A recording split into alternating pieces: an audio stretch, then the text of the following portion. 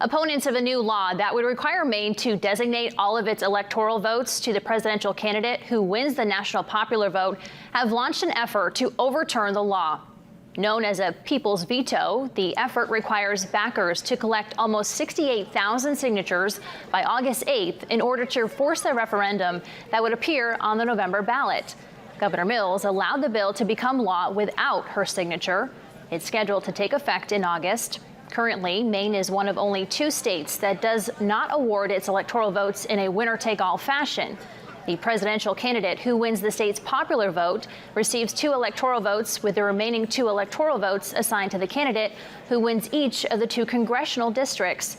Should the petition drive be successful, the law would be suspended until the results of the referendum are known.